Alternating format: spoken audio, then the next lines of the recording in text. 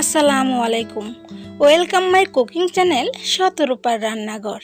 Viewers, আজ আমি আপনাদের কাছে শেয়ার করতে চলেছি খুবই মজার একটি মিষ্টি রেসিপি। আর এই মিষ্টিটি আমি তৈরি করেছি পাউরুটি দিয়ে। আমার এই রেসিপিটি যদি আপনারা স্টেপ বাই স্টেপ ফলো করে বাসায় তৈরি করেন, আমি আশা করছি আপনাদের রেসিপিটিও ঠিক পারফেক্ট হবে। মূল রেসিপিতে যাওয়ার আগে আপনাদের কাছে আমার ছোট্ট একটি রিকোয়েস্ট থাকবে। যারা এখনও শতরূপার রান্নাঘর চ্যানেলটি সাবস্ক্রাইব করেননি, তারা প্লিজ একটু কষ্ট করে চ্যানেলটি সাবস্ক্রাইব করে নিন, কারণ আপনাদের একটি সাবস্ক্রাইব আমার জন্য অনেক বেশি মূল্যবান। আর যারা ইতিমধ্যে সাবস্ক্রাইব করে ফেলেছেন, তাদেরকে জানাই অসংখ্য ধন্যবাদ।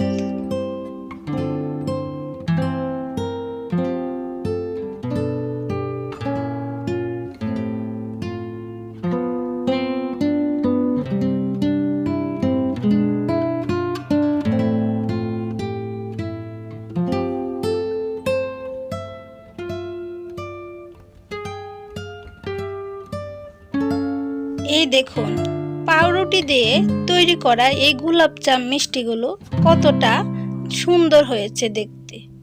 আমি আপনাদের বোঝার সুবিধার্থে একটি মিষ্টি কেটে দেখাচ্ছি কতটা রসে টইটুম্বুর হয়ে ফুলে ফেপে আছে আমার তৈরি করা এই পাউরুটির গোলাপজাম মিষ্টি।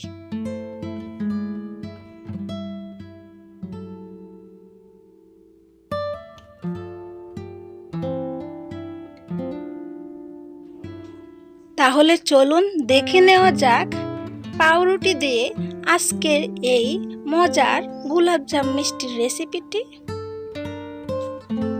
প্রথমে আমি মিষ্টির শিরাটা বানিয়ে নিচ্ছি। তার জন্য আমি হাফ কাপ চিনি নিয়েছি এবং 1 কাপ পানি নিয়েছি এবং সঙ্গে 2টি এলাচ দিয়ে দিয়েছি একটু ফ্লেভারের জন্য। 1 ফোঁটা লেবুর রস দিয়ে দিচ্ছি যেন রসটা আঠালো না হয়। হাফ কাপ পরিমাণ মিষ্টির রস ছিল, আমি তা দিয়ে দিচ্ছি। এতে রসটা আরো ঘন হবে এবং খেতে সুস্বাদু হবে। তারপর 2-3টা বলক চলে আসলে আমি এটা নামিয়ে নেব। এরপর চলে যাচ্ছি দ্বিতীয় স্টেপে। আমি এখানে 5 টুকরো পাউরুটি নিয়েছি। এই পাউরুটিগুলো সাইডগুলো আমি ছুরি দিয়ে কেটে তারপর এগুলোকে কিছুটা টুকরো করে নেব। টুকরো করে নেওয়ার পর ব্লেন্ডারে আমি এগুলোকে গুঁড়ো করে নেব।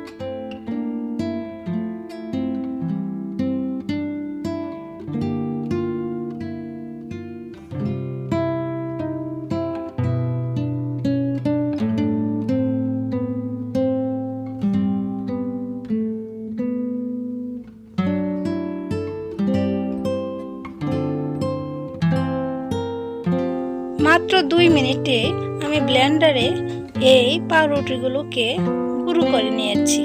এখন এই পাউরুটি দিয়ে আমি একটি পারফেক্ট মিষ্টির ডো বানিয়ে নেব।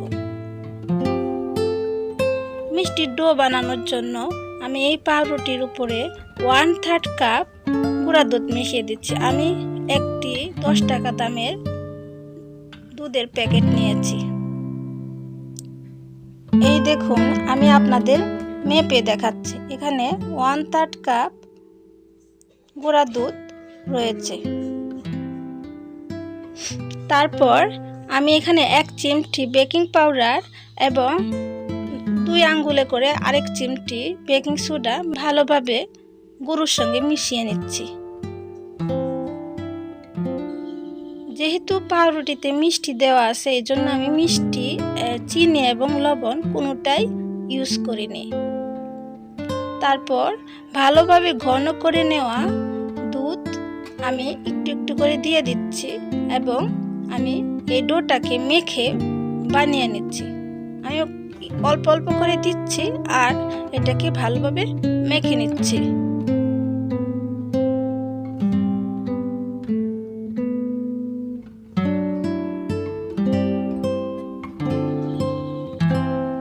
এখানে আমার পুরোপুরি 1/4 কাপ জাল করা লিকুইড দুধ লেগেছে। আমি এভাবে ভালোভাবে এই গোলাপজাম মিষ্টির ডোটা বানিয়ে নিয়েছি। ঠিক এভাবেই কিন্তু বানিয়ে নিতে হবে। দেখুন আমি কিভাবে এই মিষ্টি ডোটাকে ঘষে ঘষে একেবারে মিশ্রণ করে এটা বানিয়ে নিয়েছি। এখন আমি এটাকে 5 মিনিটের জন্য রেস্টে দিয়ে দেব।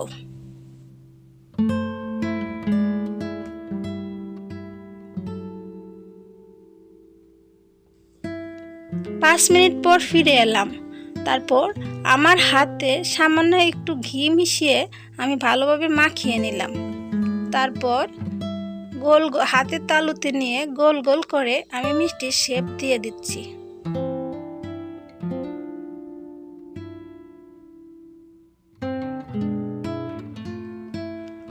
আপনাদের বোঝার সুবিধার্থে আমি আরও একবার বানিয়ে দেখাচ্ছি। দেখুন আমি এইভাবে হাতে তালুতে রেখে মিষ্টিগুলোকে বানিয়ে নিচ্ছি। একটু গুঁড়োলেই হয়ে যাবে।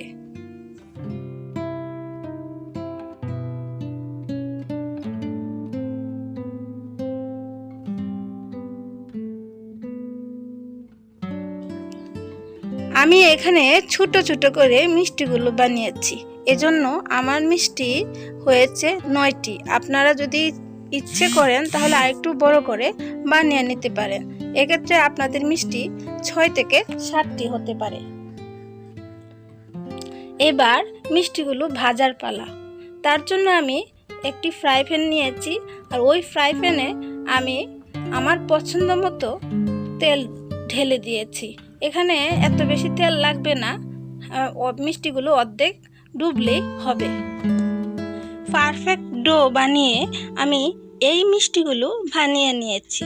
এখন এগুলোকে আমি হালকা গরম তেলে দিয়ে দিচ্ছি। তারপর এগুলোকে আমি মিডিয়াম লো ফ্লেমে ধীরে ধীরে ভেজে নিচ্ছি। সামান্য একটু ঘুরিয়ে নিয়েছি, তাতে মিষ্টিগুলো এক পিঠ থেকে আরেক পিঠ সহজে হবে। মিষ্টিগুলোকে আমি আমার পছন্দ মতো কালার করে ভেজে নিয়েছি। এখন আমি একটু ঠান্ডা করে শিরায় ঢেলে দেব। মিষ্টিগুলোকে শিরায় দেওয়ার পর আমি এই মিষ্টিগুলোকে 2 থেকে 3 ঘন্টার জন্য ডুবিয়ে রাখবো।